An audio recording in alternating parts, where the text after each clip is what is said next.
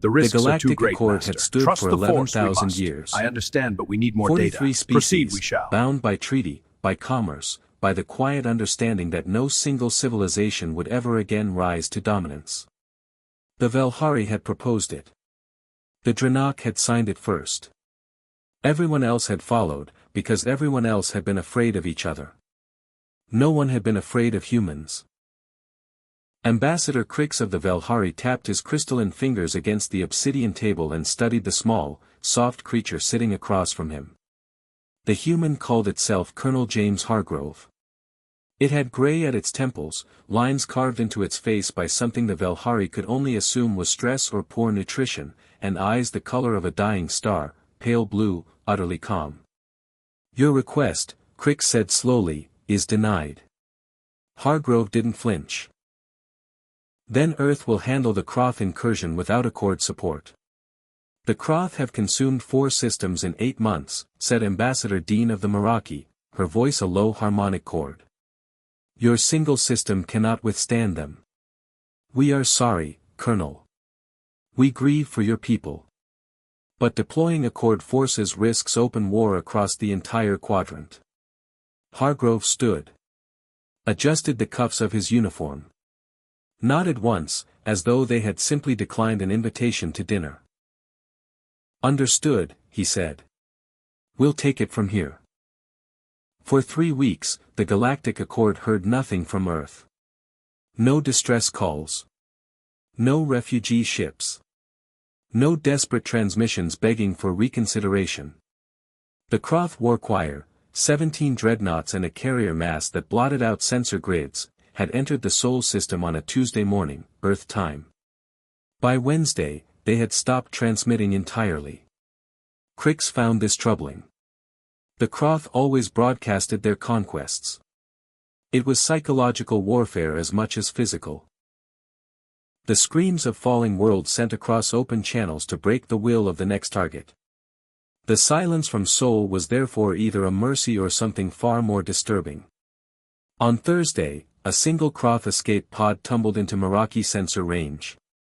Inside was a commander, a Kroth commander, which was nearly unheard of. They did not flee. They did not surrender.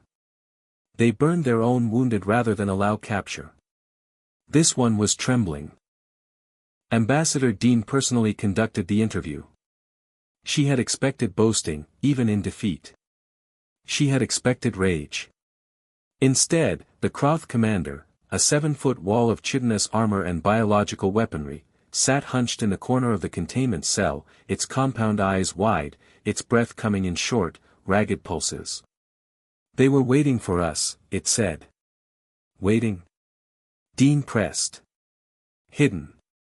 In the asteroid belts. Behind the gas giant. Inside the sun." The commander's voice cracked on the last word.